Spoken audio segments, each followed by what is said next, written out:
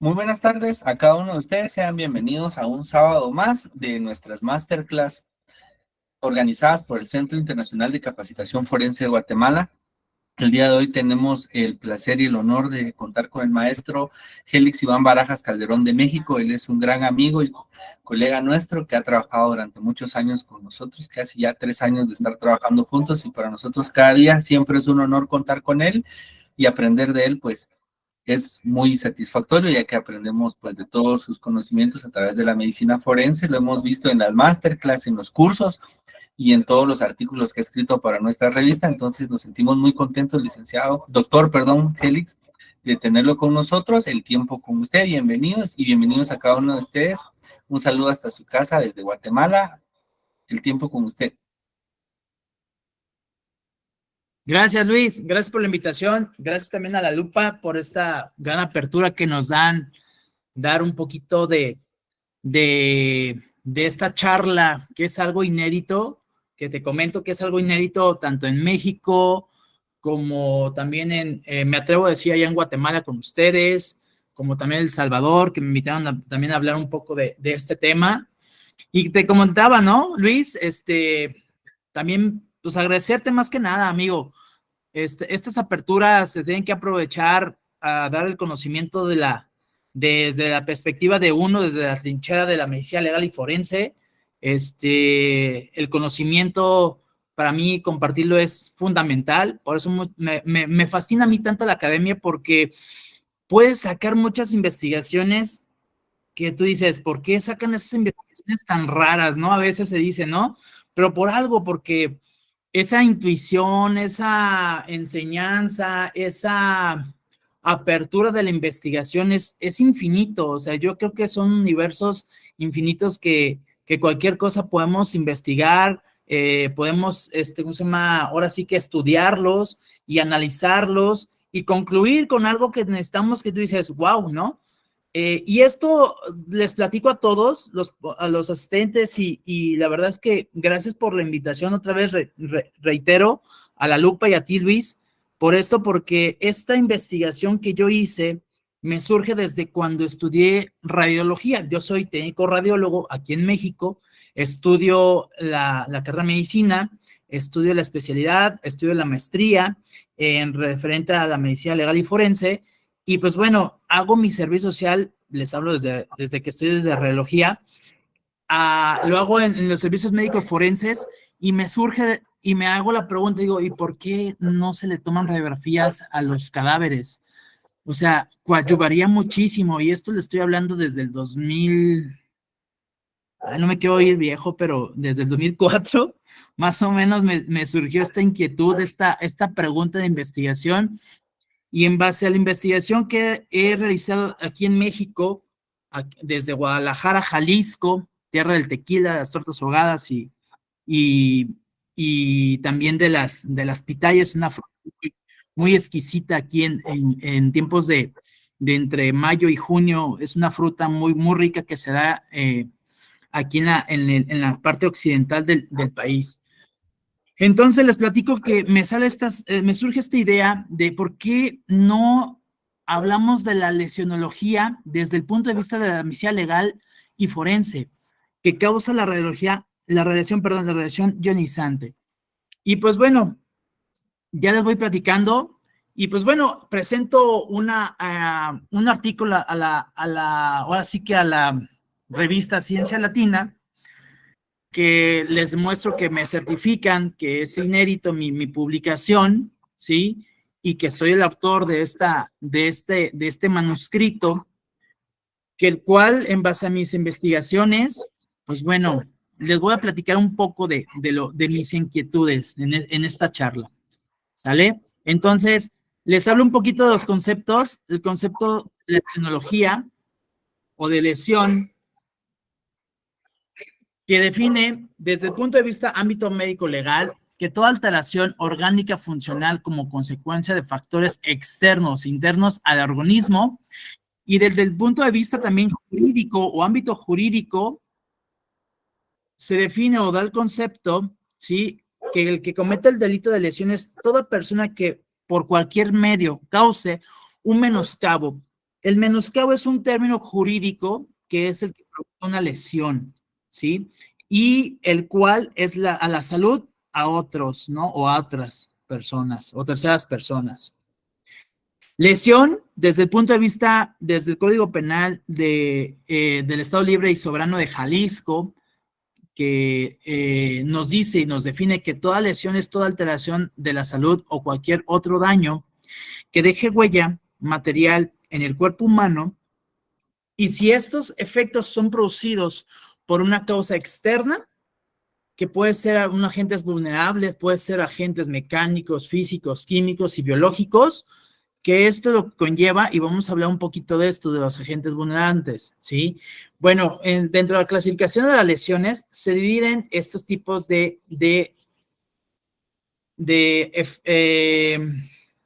tipos de lesiones, ahora sí que hablando, sí, que se dividen en mecánicos, que son los agentes contundentes, arma de fuego, arma blanca, sí, abulsión, escoriación, equimosis, todo ese proceso. Y también en la cuestión física, pues estamos hablando de quemaduras, tanto quemaduras por calor, sí, por calor húmedo, que se clasifican en grado, depende de la literatura o de cada autor, que puede ser de 1 a 3er grado o hasta 4º grado. Y sustancias químicas que también al momento de reaccionar con con H2O, sí, pueden hacer reacciones y hacen quemaduras en la cuestión la siguiente, Luis, por favor. La siguiente. Ahí, mero.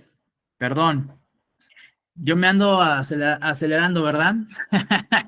Entonces, les hablaba de las quemaduras, entonces también sustancias químicas, y cuando hacen reacción con H2O, pues pueden quemar la epidermis y pueden clasificarse también de 1º, 2º, 3º grado de lo que es la quemadura. La siguiente, Luis, por favor. Y vamos a las cuestiones a lo que nos corresponde, ¿sí? Cuestión física, un agente físico y la cuestión la radiación ionizante, que es una cuestión, ¿sí? Física. ¿Qué es esto? Cuando yo roté, les platico, roté por medicina nuclear, ¿sí? Necesitamos lo que son las radioterapias. Esto que es el ámbito oncológico, ¿sí? Para reducir los tumores son las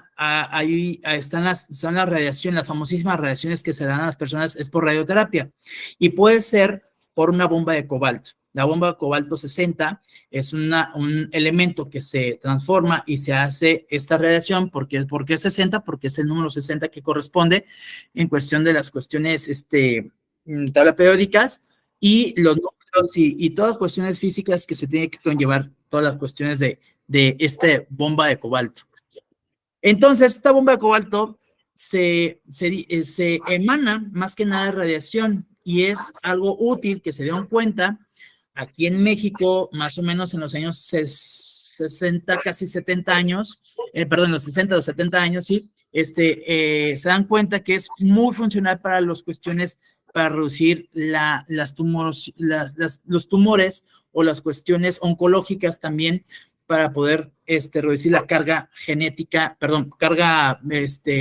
oncológica a tipo de pacientes. Entonces, pero lo que nunca se vieron o nunca se han dado, bueno, sí se han dado cuenta, pero no lo toman como algo de responsabilidad, a lo que quiero darme a explicar, que la sobreexposición de radiación, sí, en una terapia oncológica, puede sufrir una quemadura ese paciente si no tenemos ese cuidado, si no hace un trabajo multidisciplinario, lo que son el técnico radiólogo, el médico radiólogo y el físico radiólogo, ¿sí? Para hacer todo este equipo multidisciplinario y hacer un equipo hacia con el paciente, ofrecerle una buena terapia o una buena radioterapia, ¿sí? Y no llevar o no tener esas consecuencias que podemos tener desde una dermatitis a una quemadura Röntgenalérgica, ¿sí? Entonces, ¿por qué de Röntgen? Porque fue el que Röntgen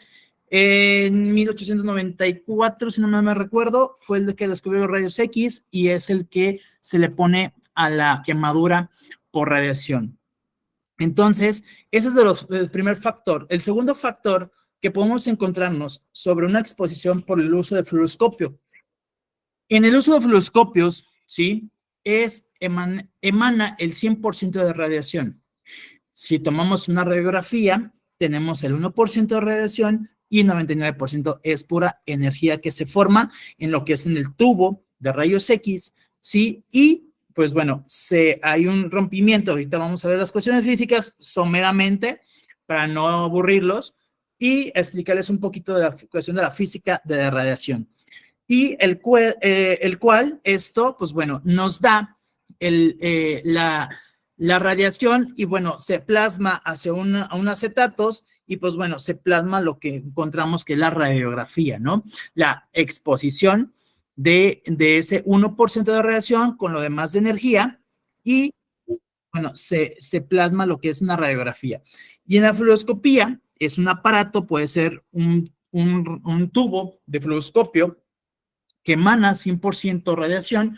Y pues bueno, en estas sobreexposiciones de fluoroscopía o quemaduras por radiación, ¿sí? Ionizante, nos damos cuenta por la exposición que nos están dando, ¿sí? En un estudio médico, quirúrgico.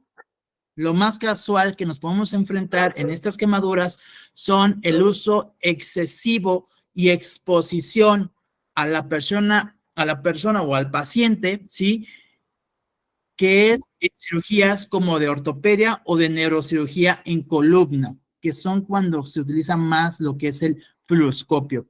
Y podemos provocar estas lesiones, y a lo que voy es que estas lesiones o estas quemaduras son responsabilidad tanto del equipo multidisciplinario de radioterapia como también del técnico radiólogo, ¿sí?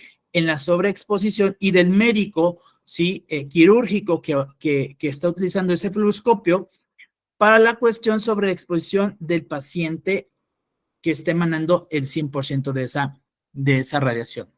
Espero darme a entender en la explicación de las cuestiones de clasificación de las lesiones en cuestiones físicas y por qué nos vamos a las radiológicas.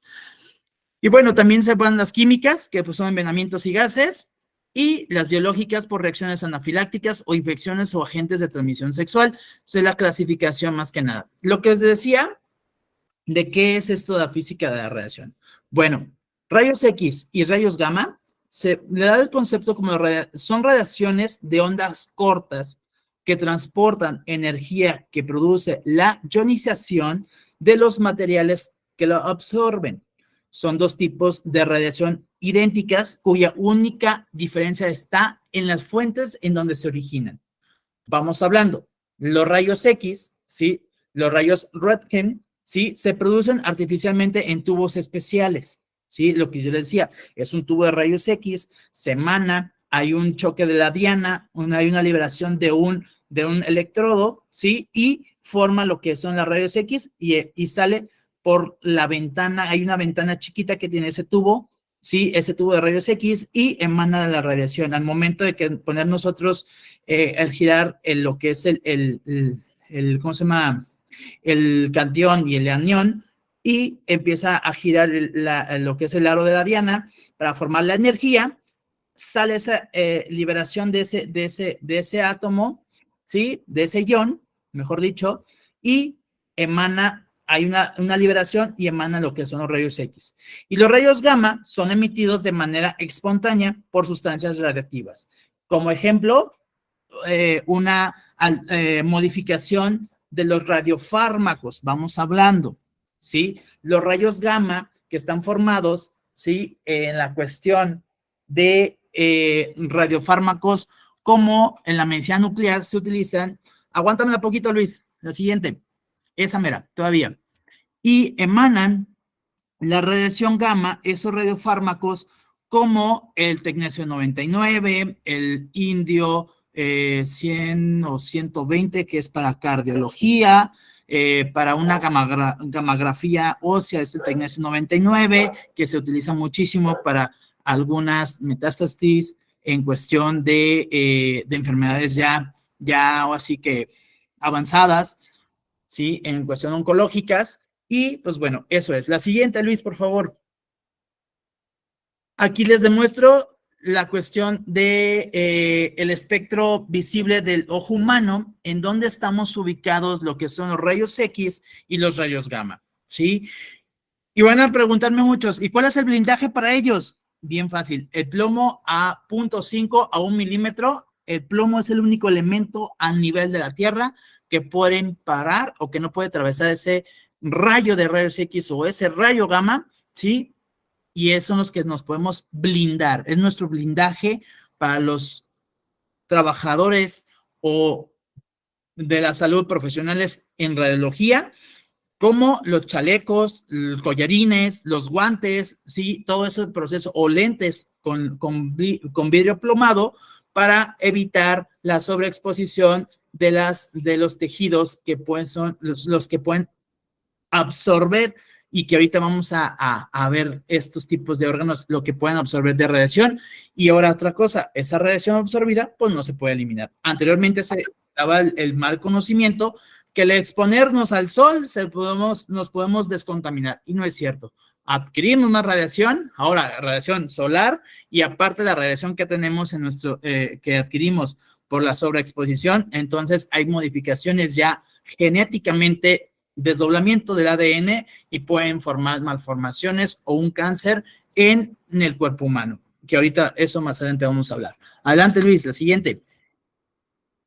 Fuentes de radiación, es lo que les comentaba, ¿sí? Las fuentes naturales y fuentes artificiales. Las fuentes naturales, que son como el cosmos, son el sol, elemento espacio exterior, la tierra, como el radium, thorium, en rocas, arenas, el uranio en mismo y en molinos, también es lo que podemos ser las fuentes naturales. Y las fuentes artificiales son los equipos de radiodiagnóstico, los agentes fármaco que se pueden utilizar, los radioisótopos o los radiológicos, que también son los isótopos que se utilizan en la medicina nuclear, y la radiación terapéutica, plantas de energía nuclear que también emanan tanta radiación, sí, que son artificiales. La siguiente, Luis, por favor. Ok, vamos a hablar de los mecanismos. Ok, esto es muy importante en cuestión de los mecanismos. ¿Por qué? Porque los mecanismos es algo fundamental. Observen las imágenes, sí, ahorita les voy a explicar más o menos, nomás déjenme darles una explicación rapidísima. Ok, la radiación ionizante reacciona con la materia mediante la adición o sustancias de carga eléctrica, lo que les comentaba, que ordinariamente son neutras, para convertirlas en ion que tiene carga eléctrica. Ese se libera y forma la radiación de rayos X. La exposición externa provoca una elevada absorción. En cambio, las partículas beta penetran muy poco la piel y las partículas alfa no la penetran del todo. La exposición a partículas alfa o beta por inhalación, implante o ingestión pueden causar explosiones agudas. ¿Alguien quiere opinar algo? ¿No? Bueno, entonces continúo. Entonces, aquí lo que observamos es una mujer que tuvo un cáncer de mama, ¿sí? Y hay una dermatitis por radiación, que pueden decir muchas personas, o muchos radiólogos, o muchos radioterapeutas, van a decir, ¿eso es un efecto secundario o puede ser algo inherente de la misma radiación? Sí, sí, eso yo no estoy peleando eso, sino que la responsabilidad del equipo multidisciplinario que tienen que conformar y cuidar al paciente, eso es lo que yo estoy peleando, que deben que hacer la chamba bien. Proteger a ese paciente oncológico que tiene sus terapias radiológicas, ¿sí? Y también la sobreexposición que lo están introduciendo, o sobreexposición que lo está introduciendo este paciente oncológico, para poder reducirlo. ¿Por qué? A lo que voy. Lo que yo siempre he dicho, el técnico radiólogo recibe las indicaciones tanto del físico radiólogo, tanto del médico radiólogo, y él es el que ejecuta, pero hay veces que se le juntan demasiados los pacientes y emanan tanto el médico radiólogo y el físico dicen cierta cantidad sobre cierta disponibilidad o distancia del rayo, puede ser oblicua, lateral, tangencial, ¿sí? Pero hay a veces, como deben que estar moviendo y ciertos minutos deben que darle a este paciente, le dan toda la dosis directa de una sola manera direccionando a una zona. ¿Por qué? Porque normalmente con un paciente, si tardan de 30 a 40 minutos dando esa terapia, pues reducen por no estar moviendo el paciente o direccionando el rayo, entonces tardan un poco más. ¿Sí? No sé si me doy a entender en esa explicación. Pero ahorita al final hacemos las preguntas o dudas que tengan. Evaluación, riesgo y beneficio, también es algo de los puntos muy importantes. La siguiente, Luis, por favor. La evaluación y riesgo y beneficio. Esencialmente las reglas son, el beneficio potencial de la prueba siempre debe ser mayor que el riesgo. Eso siempre pónganselo en cabeza. Si el beneficio es mayor, adelante. Pero si es menor, mejor no se arriesguen, porque pueden caer en una responsabilidad médica o profesional del ámbito de la salud que puedan ejercer.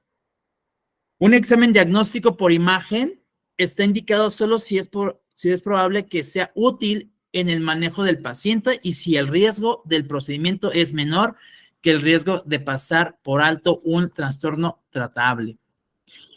Bien sencillo, no es lo mismo. El claro ejemplo es tomar una tomografía, ¿sí? El tomar una tomografía de cráneo equivale a 300 radiografías de tórax. Entonces, dimensionen cuánto es la radiación que se va a emanar a esa persona o a ese paciente. Lo que les comentaba, estas son las unidades de radiación que se manejan. La siguiente, por favor, Luis. Les comentaba sobre así que las unidades de radiación que se utilizan aquí en México, ¿sí? Que son los Becquerel, los Coulombs, los Curiel, los Röntgen, los Grace, los Joules y los Silvers, ¿sí? Que son los RAM, los REM, ¿sí? Como los Curie también son muy importantes el saber de las dosis, cómo se dosifican o cómo se transforma o se describen, ¿sí? ¿Cómo se llama? Estas unidades de radiación. Para efectos biológicos, podemos sobreexposición de un Röntgen o de rayos gamma o rayos X, utilizando los silvers o los REMs, ¿sale? Cantidad de radiación que está absorbiendo por unidad de masa, ¿sí? Ese paciente lo vamos a manejar por Grace o centigrays o los RATs, ¿sale? Y la fórmula es, las unidades que se utilizan para la radiación son dosis por unidad de tiempo, que son los coulombs, por kilos, ¿sí? Y hora de Röntgen sobre hora. Entonces, eso es muy importante para cuantificar la dosis absorbida y los efectos biológicos que puede tener ese paciente por una sobreexposición de radiación. La siguiente, por favor, Luis. Los límites de exposición a radiación externas, ¿sí? Como les había comentado, los órganos que son más sensibles en poder absorber esa radiación, ¿sí? Órgano radiado, ¿sí? Todo el cuerpo, cabeza, tronco, brazo y muslos. Dosis máxima son de 5 REMs por año o de 3 REMs en cualquier trimestre. Y ustedes me van a preguntar, ¿y cómo vamos a cuantificar esto? Hay un dosificador que se utiliza que el personal expuesto, ¿sí? Debe de cargar o colocarse, ¿sí? y son los dosímetros que nos hacen la cuantificación las empresas y ya nos dice, ¿sabes qué? Al año aquí en México, como dosis máxima tienes 5 REMS. O si sales alto en el por trimestre, tienes límite de 3 REMS. Codo, antebrazo, mano, rodilla, pierna y piel es hasta 50 REMS por año y cristalino, ¿sí? Del ojo son 15 REMS por año. Estas tablas están basadas por la norma oficial 229 de que están estipuladas y publicadas en el diario oficial aquí en México. También las unidades de exposición. La siguiente, por favor. La unidad de exposición de radiación externa en cuestión de mujeres embarazadas por piel por cada 10 centímetros, ¿sí? Nos marca que son de 0.5 REMS por mes o 0.5 milisilvers. Menores de edad, aplicación del 10% de los límites anuales aplicados al adulto. La siguiente, Luis, por favor.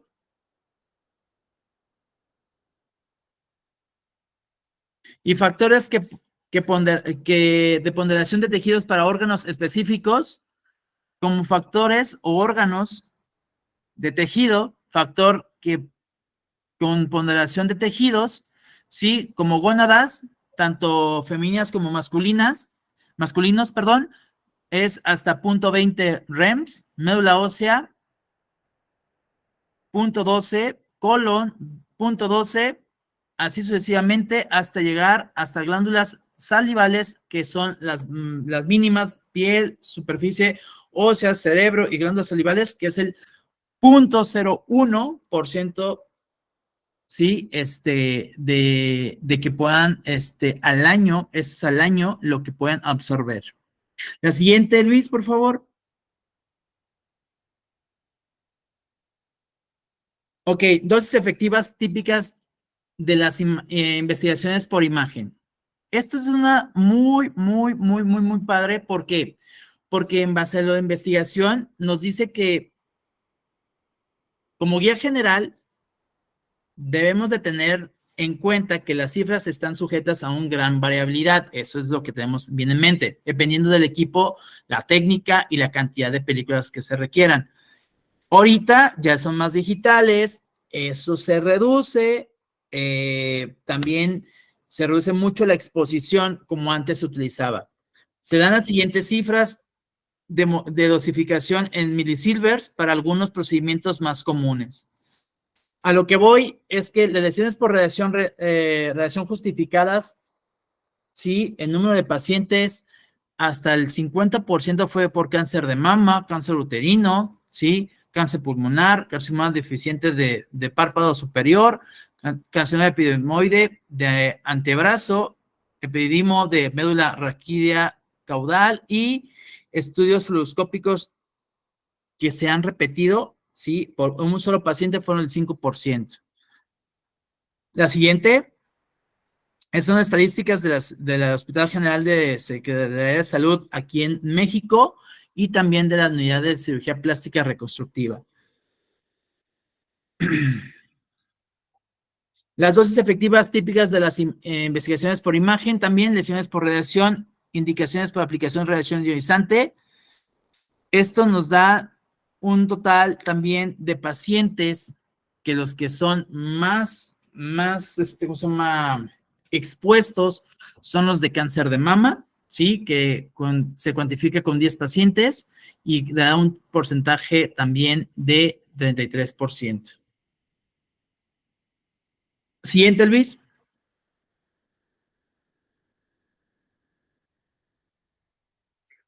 La fisiopatología en cuestión de la radiación, lo que les comentaba en cuestión del ciclo celular, la modificación del ADN.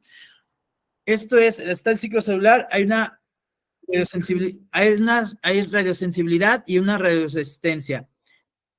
Hay más sensibilidad en los órganos gonadales, médula ósea y linfáticos como hay una radioresistencia en los órganos o sistemas como boca, hueso y glándulas endocrinas.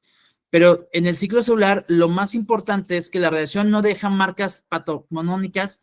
Las alteraciones morfológicas de origen o se originan son a veces de características. O sea, ¿qué es esto? Que dan los síntomas, ¿sí? Características que hay un tumor. O sea, podemos, a lo que voy, que son más sensibles las células conodales que nos pueden provocar un cáncer ovárico, un cáncer testicular, una leucemia, ¿sí? Un mieloma, ¿sí? O también infiltraciones linfocíticas en cuestión de algunos ganglios, ganglios supra e infra claviculares que pueden ser Hodgkins o no Hodgkins. La siguiente, Luis, por favor.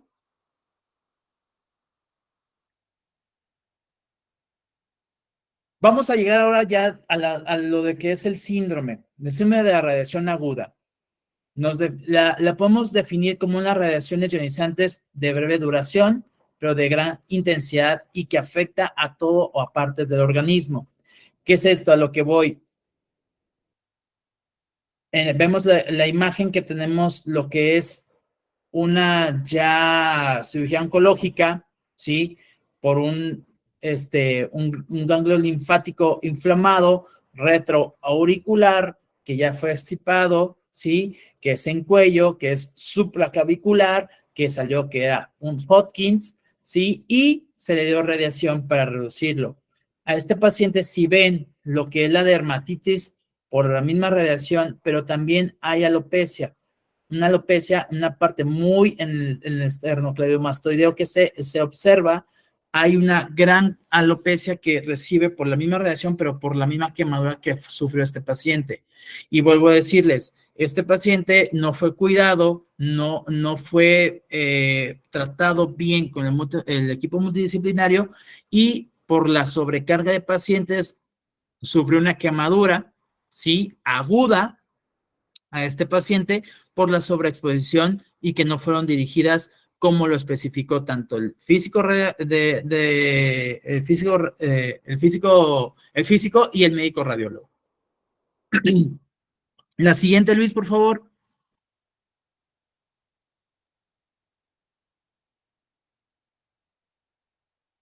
En esta diapositiva encontramos las lesiones por radiación por efectos de radiación ionizante de los tejidos subdérmicos. Podemos encontrar que la radiación ionizante prolongada, ¿sí? Nos va a dar dos efectos, tanto una tumefacción como una vacuolización de células endoteliales de las arterias y también, ¿sí? Por una tumefacción, una evacuación de las fibras de la capa muscular de las arterias. ¿Qué es esto? A dar una endarteritis obliterante, una disminución de la circulación sanguínea subdérmica y de ahí es donde viene, ¿sí? El inicio de esa úlcera crónica dolorosa, ¿sí? Y que es algo resistente al tratamiento. Por eso es importante de cuidar muchísimo las lesiones o sobreexposiciones de radiación ionizante y que provoquen una úlcera por todo este efecto que pasa internamente desde la capa, sí, de las arterias y que no va a haber una buena irrigación, forma esa úlcera y se hace algo crónica esa úlcera. Y para cicatrizarla es algo tórpido la evolución por esta falta de irrigación sanguínea para que pueda hacer una buena cicatrización.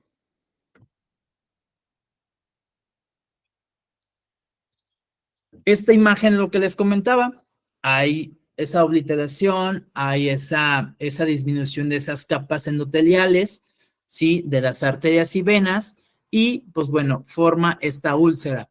Aquí es un proceso de cicatrización de la úlcera,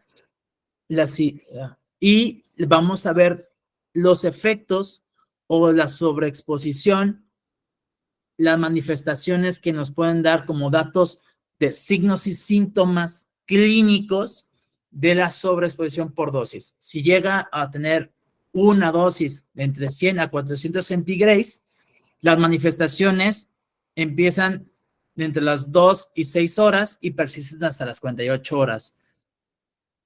Entre las dosis de 600 a 1000 centigrados, los síntomas se manifiestan en las 2 horas y luego se confunden con enfermedad de fondo. ¿Qué es esto?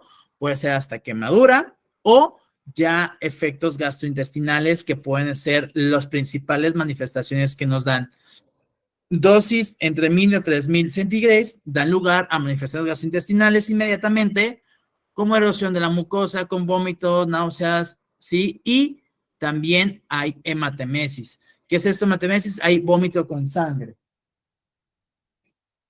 Y también dosis superiores a 3000 centigrados son ya mortales, ¿sí? Ya que comprometen el sistema neurológico en forma progresiva, con temblores y convulsiones, y pueden caer en paro respiratorio y después en paro cardiorrespiratorio.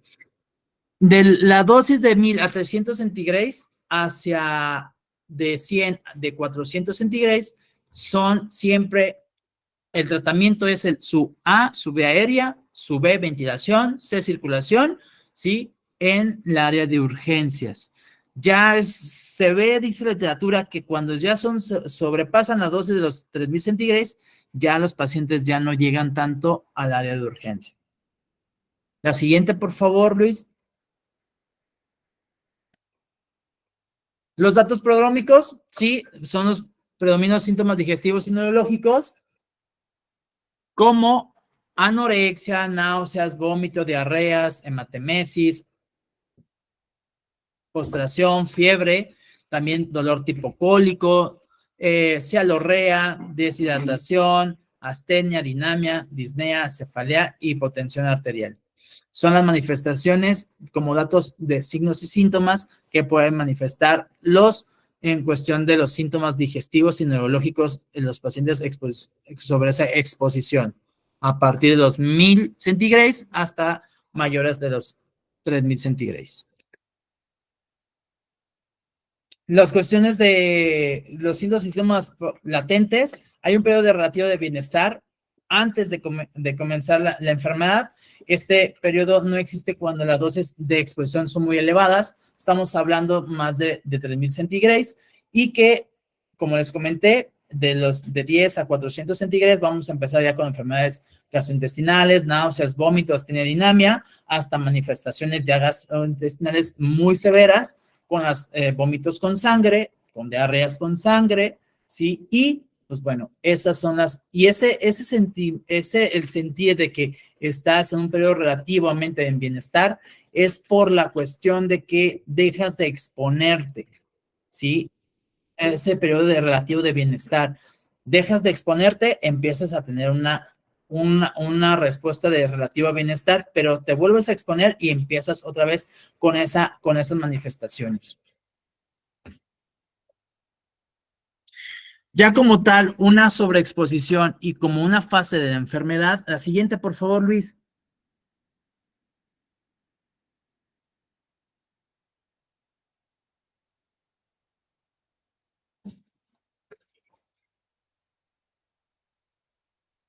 Luis, la siguiente. La siguiente. Esa, muy bien. Fases de la enfermedad, como les comentaba, pues bueno, ya esta es una sobreexposición, tuviste una sobreexposición, hay unas manifestaciones, hay afectaciones de la fisiopatología que les comenté, que puede ser radioresistente o sensible o radiosensibilidad.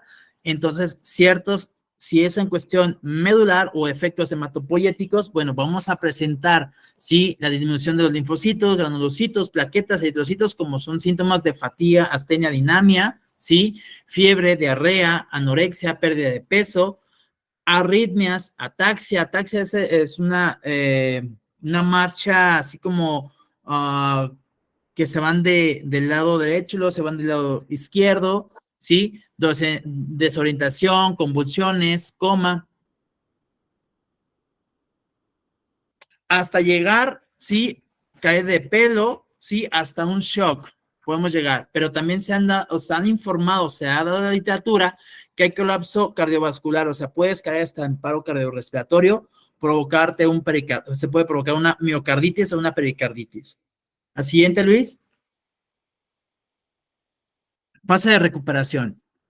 En la fase de recuperación, sobre una exposición o dosis superiores de 200 centígrados, puede afectarse el aparato reproductor, que son la radiosensibilidad, como ya habíamos comentado, ¿sí?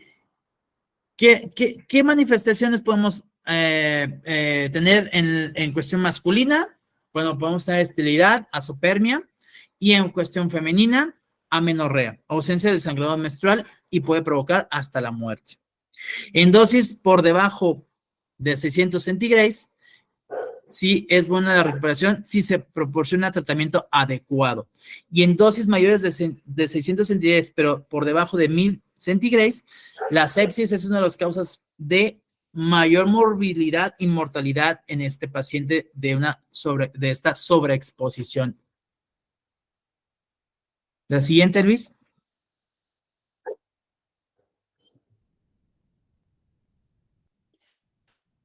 El manejo, como ya se los comenté, el manejo siempre vamos a tener en área de urgencia su A, su B y su C, pero primordial es hacer la descontaminación del paciente. ¿Qué es? Ropa, quitar todo, ¿sí? Metales o algo que puedan sobre esa exposición, que hayan absorbido esa radiación y que pueda estar esa radiación emanando, ¿sí? Y podemos contaminarnos, ¿sale? Su hospitalización es adecuada, área de urgencia.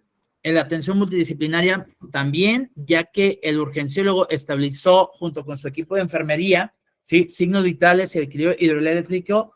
Esto es sumamente también muy importante también hacer toda la cuestión de la hidratación intravenosa, es fundamental, y vigilar las funciones hematopoyéticas, gastrointestinales y neurológicas, que es lo que tenemos que contener y también llevar un buen manejo hematopoyético, gastrointestinal y neurológico.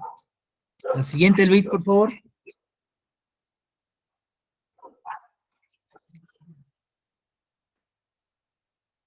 Las lesiones localizadas por radiación aguda, puede ser caída de cabello, al estar expuestos a 300 centígrados es lo que podemos manifestar. Eritema ya empezamos a tener a los 1000 centígrados y descamación húmeda más de 2000 centígrados. La siguiente. La radiodermatitis es una lesión localizada que aparece durante los 2 primeros meses, al principio como edema de la piel, acompañada con depilación, o sea, ausencia de sudoración, y se clasifica o se distingue en agudas y crónicas. La siguiente, Luis. También aquí las clasificamos por primer grado, segundo grado y tercer grado, como se han hecho la clasificación de las lesiones. Sí, todavía no hay una tabla como las lesiones, la cuantificación o el porcentaje de superficie corporal quemada, pero podemos basarnos con la regla de los 9, pero esta es modificada en la cuestión de poder clasificar o dar un porcentaje de la superficie corporal quemada. En las lesiones de primer grado vamos a encontrar en la etapa de un mes de duración en la cual hay pérdida temporal del cabello, hay una segunda etapa eritematosa que se prolonga en 1 o 2 meses y que puede dejar como secuela una pigmentación oscura, una alopecia definitiva. O sea, ya hay ausencia, como les comenté, el señor que ya tenía alopecia en el cuello o en el esternocleidomastoideo, que se vea muy evidente, pero a veces hay una pigmentación, ¿sí? O sea, hay una la piel hipocrómica a hipercrómica, ¿sí? Y hay una pigmentación de esos melanocitos como protección también de la piel. La siguiente, por favor, Luis. De segundo grado hay formación de ampollas, ámpulas o que pueden tardar de 2 a 4 meses y dejan cicatriz atípica. Es una cicatrización atípica, ¿por qué? porque ya les comenté, hay un cambio en el endotelio vascular y no hay una buena irrigación y son propensas a que se hagan esas úlceras. La siguiente, Luis. Y lesiones de tercer grado se caracterizan por llamar úlceras de Röntgen, como se había comentado. Hay una verdadera necrosis que puede llegar hasta el hueso. Su cicatrización es difícil, es muy tórpida su cicatrización, por como ya les comenté, hay una afectación en el endotelio vascular, que el cual no deja irrigar, entonces no hay una buena cicatrización. En los casos favorables, deja una cicatriz blanquecina, hipercrómica, que se adhiere a las paredes profundas. Siguiente, Luis. Y vamos a ver lo que es la radiodermatitis crónica. En estas manifestaciones observamos también una úlcera de evolución tórpida con dolor neurítico, ¿sí? Que puede sufrir transformaciones malignas a un carcinoma epidermoide. La radiación daña la pared de los vasos sanguíneos, que ya se los había comentado, especialmente el endotelio, la capa externa, media e íntima o interna, y la oclusión vascular origina fenómenos tróficos. ¿Qué es esto? Que no va a dejar una buena cicatrización o va a ser tórpida su cicatrización y por eso se hace tan crónico una radiodermatitis crónica por la cuestión de la afectación endotelial, de las cuestiones vasculares. Siguiente, Luis. Tratamiento. El tratamiento es igual, es hospitalización, curaciones, su A, su B y su C, sus medidas paliativas y también es, ¿cómo se llama? Paliativas por el dolor, ¿sí? Y, pues bueno, hacer la mayor vigilancia de la vascularización. ¿Por qué? Porque nos estamos enfrentando en una malformación, un daño endotelial, entonces no tenemos una buena irrigación sanguínea y eso nos hace hacer más tórpido y no tener una buena cicatrización. O buscar un injerto, ¿sí? El otro es buscar un así que trasplante de piel o un injerto de piel para poder ayudar a una cicatrización mejor. Siguiente, Luis. Los efectos tardíos, también nos enfrentamos con piel seca, suave, brillante, adelgazada, pruriginosa y sensible como efecto tardío de altas dosis de radiación. Más tarde se observan telangiectasias, atrofia, pigmentación difusa, las uñas se vuelven estriadas y frágiles.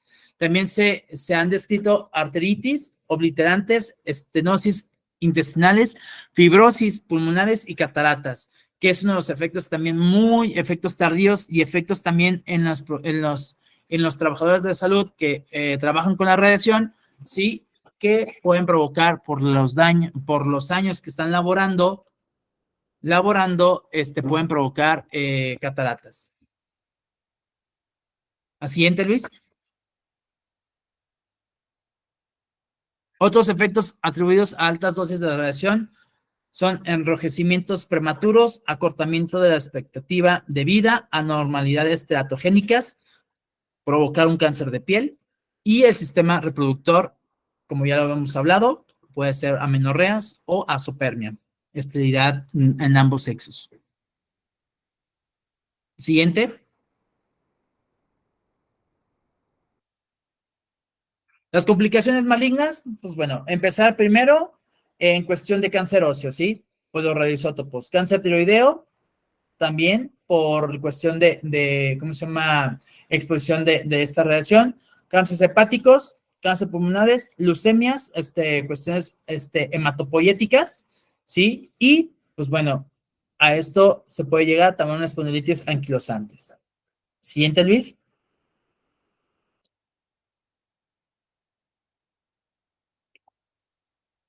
Como diagnóstico médico legal. El diagnóstico médico legal por lesiones por radiación ionizante se fundamenta en los siguientes. Historia clínica, que es fundamental. El ver cómo fueron las terapias o por qué se hizo esa cirugía y provocaron ese daño o esa lesión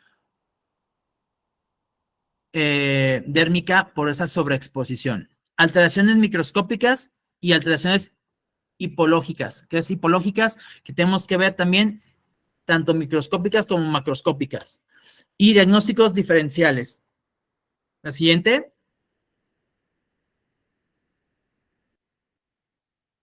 En la historia clínica vamos a observar lo que son todo lo que es posible descubrir que puede ser importante para el diagnóstico médico legal. La siguiente, Luis. Las alteraciones macroscópicas consisten en ver las quemaduras sobre exposiciones, la recuperación de esas quemaduras, ¿sí? O los datos de signos y síntomas clínicos que ha presentado el paciente, tanto agudos como tardíos, como también crónicas, ¿sí? Y las manifestaciones sistémicas que pueden provocar hematopoieticamente en cuestión gonadal o en cuestión de reproductora, tanto hombre y mujer, ¿sí? Y también de tejidos como en cuestión de cataratas. La siguiente.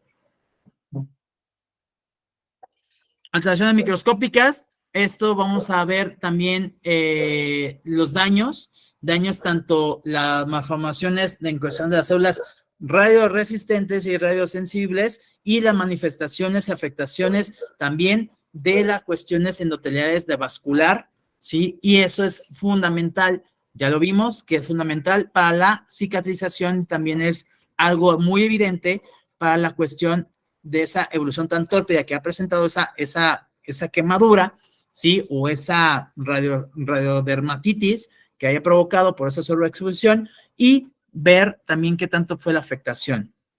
Siguiente.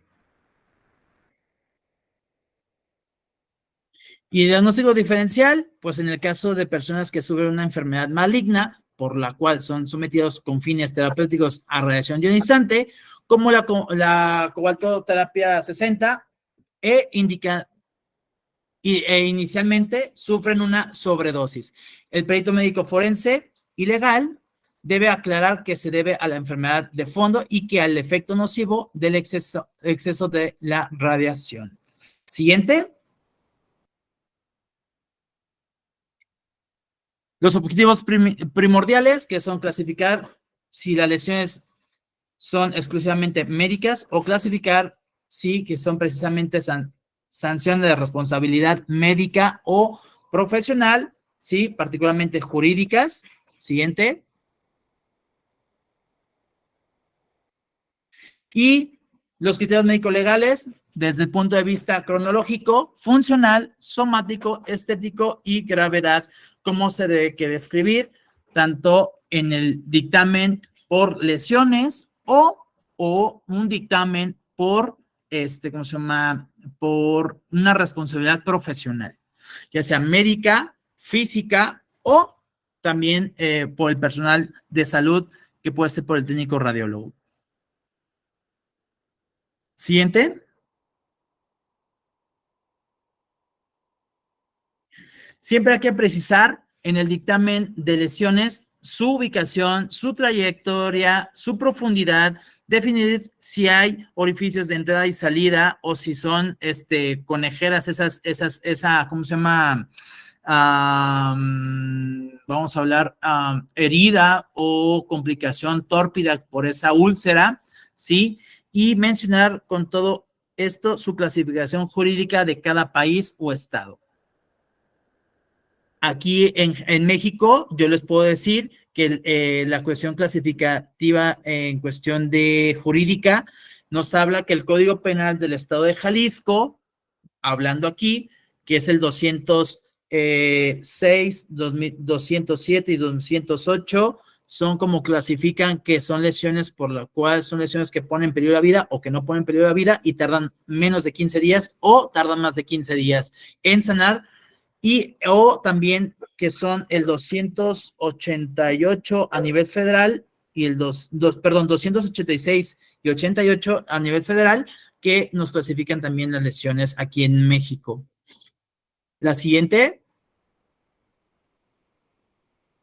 Y para concluir, pues bueno, en cuestión de conclusión, pues yo concluyo que este análisis multidisciplinario trae como resultado final la estrategia de informes periciales más precisos y completos que aporten elementos de convicción en la investigación de los hechos punibles, y esto solo es posible mediante el trabajo en equipo de las distintas disciplinas, destacando la importancia que han de tener las técnicas realizadas por estos profesionales cuando en criterios casos o no es posible aplicar los métodos normales de identificación, dadas las circunstancias de los hechos, las condiciones en que se encuentran los cuerpos o restos humanos, que es, pues, cada individuo posee un conjunto de características físicas internas y externas que permite reconocer el momento dado en cuestión, hablando ahorita de las dermatitis o radiodermatitis o lesiones de úlceras de Röntgen, pues bueno, poder identificar la sobreexposición, ¿sí? Y también identificar quién fue el responsable, que el responsable es fundamental, como yo les dije, en dos ámbitos, tanto si es en una terapia de radioterapia, pues es el equipo multidisciplinario, que es el médico radiólogo o radiooncólogo, el físico y el técnico radiólogo. Y si es en cuestión de fluoroscopía, pues bueno, desde el médico tratante, como también su técnico radiólogo que mueve ese, o le ayuda o coadyuva a mover el equipo y poner la sobreexposición en tiempo, sobreexposición a lo que ellos están visualizando o colocando las material quirúrgico que requieran, ya sea en columna, ya sea en clavos intermedulares, en cuestión de ortopedia, ¿sí? O la sobreexposición en tiempo también, que tardan en colocar todo ese equipo quirúrgico al paciente y que pueden provocar una lesión tanto aguda, crónica o tardía. No sé si tengan alguna duda o pregunta. ¿Están mis datos? Melefo es la empresa el cual aquí yo tengo aquí en Guadalajara, que se clasifica como, bueno, se define como medicina legal y forense. Hacemos peritajes a nivel nacional e internacional, que ya hemos coadyuvado aquí con Luis, con algunas opiniones, y con la lupa. Y pues bueno, me despido. Esos son mis correos: doc.alexbarajas@gmail.com, melefo2023@gmail.com. No sé si tengan alguna duda o pregunta, estoy a sus órdenes. Luis, amigo. Muchísimas gracias, doctor. Acá estamos viendo, cualquier persona que quisiera hacer algún comentario puede abrir libremente el micrófono sin ninguna pena, dejar su comentario acá. Para mientras, doctor, muchísimas gracias. Como siempre, es un honor, pues, escucharlo y ver sus conocimientos. La verdad, este es un tema nuevo para mí, no lo conocía, cómo se podía aplicar desde la radiología, hacer algún examen exhaustivo de qué es lo que pueda pasar por negligencia, pero está muy, muy interesante. Lo felicito por el estudio y por haberlo publicado también. Acá nos dejó al principio de la presentación, tenemos ¿cómo se llama? En donde lo publica la certificación de Latin Index, en donde se presenta su investigación. Felicidades, la verdad, un buen trabajo de investigación y su artículo muy bien también. Felicidades. Ahí sí lo puede compartir para leerlo completo, se lo agradecería muchísimo. Y acá tenemos algunos comentarios que dicen un tema muy interesante. Muchas felicidades, maestro y amigo. Es Adriana Rauda. Rosalí dice, excelente ponencia, saludos de Honduras. Claudia Marisol Moscoso Maldonado, felicidades, buenas noches. Aquí dice, buenas noches, una pregunta: ¿qué tipo de protección debe tener el médico y enfermeras con un paciente contaminado de radiación? Esa es una pregunta. Otra dice, en los niños, ¿a los cuántos años se le puede aplicar la radio? Ok, en cuestión de protección, siempre con su mandil y con su collarín y sus lentes plumados, en caso de que tengan una sobreexposición y que este mismo esté emanando, para poderlo descontaminar. ¿Cómo podemos descontaminarlo? Como se los dije, solo absorbemos. Si hay una sobreexposición, sí vamos a estar emanando, pero emanando no como los Simpson. Es un claro ejemplo. Ya ven que Homero trabaja en una planta nuclear, entonces que a veces hay una sobreexposición y pues bueno, él empieza a brillar. ¿no? No, esto no pasa, o sea, pasa en cuestiones de materiales como metales o algo que sí pueden exponerse y pueden ellos emanar. Nosotros solamente absorbemos y hay modificaciones, como ya se los dije, depende de la cantidad absorbida en las manifestaciones clínicas o signos y síntomas clínicos que podemos manifestar sobre esa sobreexposición. No sé si di la respuesta correcta o lo que necesitaba como respuesta. La respuesta es utilizar su mandil, su collarín y sus lentes plomados para descontaminar las cosas. Y la pregunta de en los niños a los cuántos años se le puede aplicar una radio es. La radiación, pues bueno, encontramos, acuérdense que hay niños oncológicos, ¿sí? Que tienen leucemias. Entonces, hay oportunidades o hay tumores cerebrales en niños que podemos utilizar la radioterapia. Entonces, pues es así que a partir de los 6, 8 años en adelante, cuando se diagnostique su problema oncológico y si es indicado la radioterapia, pues se puede utilizar sin problema. Muchísimas gracias, doctor. Le agradezco mucho por haber dado respuesta a estas inquietudes que tienen las personas. Acá por privado también me preguntan que si podemos compartir la presentación. Entonces usted me dice para podérselas compartir. Ya te la pasé en PDF para que se la puedan compartir sin problema.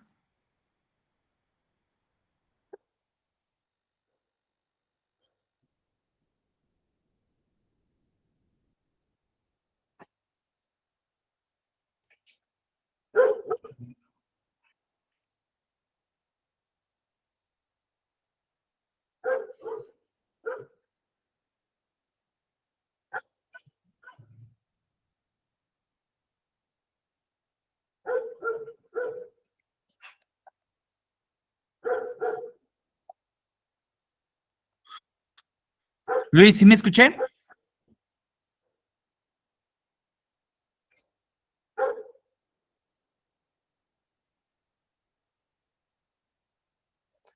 Muchísimas gracias. Fíjense que hubo un apagón de la energía eléctrica acá, entonces acá estamos ya de nuevo. Le agradezco, doctor, como le decía, muchísimas gracias. Y también a cada una de las personas que se conectaron. Yo tengo ya acá la presentación del doctor y la voy a hacer llegar por medio de la comunidad. Asimismo, también les pido, por favor, de que por medio de la comunidad vamos a enviar las certificaciones de esta ponencia. Les recuerdo que son gratuitas y esto es algo que me ha estado pasando todas las semanas, entonces por favor, si quisiera pedirles que presten mucha atención con los datos cuando se les dice. En este momento yo voy a mandar por el mensaje acá de la reunión el link de la comunidad para que ustedes puedan unirse y por ese medio la vamos a hacer llegar. Nosotros no estamos enviando las constancias gratuitas a los correos electrónicos de manera individual, porque posteriormente se comunican conmigo para decirme que no les llega, pero no es que no les llegue, es que no las enviamos. Entonces, por favor, y acá pueden unirse a la comunidad y también ahorita les voy a enviar el link para que puedan llenar su asistencia para poder tener la certificación y como hemos hablado, solo tienen alrededor de 3 minutos para poderla llenar. Solo déjenme un segundo porque estoy abriendo la computadora para poder obtener el acceso a la reunión formalmente y al link. Doctor, para mientras, muchísimas gracias. Muy amable por todo, la verdad. Se lo decía, muchísimas gracias por compartir sus conocimientos con nosotros. Qué agradecer, Luis. Al contrario, yo estoy muy agradecido, de hecho, por abrirnos la puerta, por esta difusión. A ti, Luis, a la Lupa. La verdad es que les agradezco esta apertura, darme la oportunidad de expresarme y dar el conocimiento a todos ustedes y las inquietudes que tiene uno, ¿no? Porque también ahí tengo preparado algo muy bueno también y me gustaría hacer, aquí te lo hago expreso, que la Lupa sea el inédito que es sobre malos tratos, más o menos está así en la investigación, malos tratos crueles, inhumanos en la atención obstétrica. Entonces, va a estar muy bueno, estamos en esa investigación, vamos a publicarlo también, pero quiero dar la primera, si me das la oportunidad, ya que esté lista, que sean ustedes los inéditos en poder platicar sobre esta investigación que estamos haciendo. Sí, sí, con mucho gusto. Usted sabe que usted es parte del equipo de conferencistas del Centro Internacional y con mucho gusto nosotros le abrimos el espacio para cuando ya la tenga disponible y si no se puede un sábado porque tenemos la agenda llena, pues la aperturamos cualquier otro día de la semana. Antes teníamos un poco de pena porque sentíamos que no íbamos a tener participantes en la semana, pero hemos tenido actividades ahora los domingos y van muy bien. Entonces, Lo sé que están haciendo un arduo trabajo, Luis, y la lupa ha crecido demasiado y también tú has crecido mucho, entonces la verdad es que lo sé que andan con agenda ya casi llena, eso me gusta, pero la difusión que se da a nivel latinoamericana, a nivel, ahí con Guatemala, como te lo he dicho, también esto nos abre muchos campos, muchas visiones y muchos lugares, pero lo físico también es algo padre, entonces yo sigo insistiendo que hay que conformar algo físico para convivir, para saber, intercambiar esa culturalidad, sí, creo que sí. Bueno, abrir un poquito más la cultura en cuestión de conocimientos, porque pues también es importante qué nos dice, pues ahí mismo, tus colegas, en tu país, Perú, Bolivia, Venezuela, entonces Cuba también hay que hablarles a los de Cuba, a ver qué dicen, qué han hecho de estas investigaciones o qué algo nuevo han sacado en ámbito médico legal, que es como yo abrí estas vertientes, ¿no? O sea, abrí desde el punto de vista de lesiones o también de responsabilidad profesional.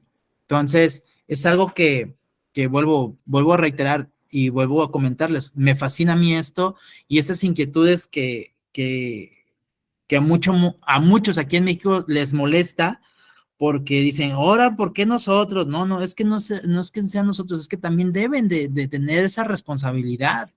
Como nadie les ha dicho nada sobre esas sobreexposiciones a esos pacientes por una mal praxis, entonces por eso están ahorita ya con esta investigación y que estoy insistiendo aquí en México en los colegios de radiología, pues que se abra el conocimiento, no que lo cierren, que lo abran, más que nada. Gracias por la muchísimas apertura, no, Luis, gracias a a la usted. lupa. Un gran abrazo y pues yo estoy en la mayor disponibilidad, ya sabes, en lo que pueda aportar allá con ustedes, estoy disponible. Gracias, doctor. Muy amable. Un fuerte abrazo. Entonces, acá les dejé ya el link en los mensajes, por favor, para que puedan verlo y empezar a llenarlo. Habemos 44 personas, serían 44 respuestas las que recibiré. Les voy a dar 3 minutos a las 7:48. Lo cierro. Por favor, llénenlo con sus datos, su nombre bien escrito, para que después no me digan hacía falta una tilde, hacía falta una letra, porque el programa que crea los diplomas es automático, es automatizado, entonces yo no tengo injerencia en el llenado del mismo. Entonces, por favor, les agradecería muchísimo. Y doctora, a usted en un momento le envío el suyo. Gracias, Luis. Gracias, La Lupa, por la apertura y un abrazote, amigo. Feliz noche, un fuerte abrazo, nos vemos. Hasta luego. Buenas noches a todos. Desde un abrazo desde aquí, desde Guadalajara, Jalisco.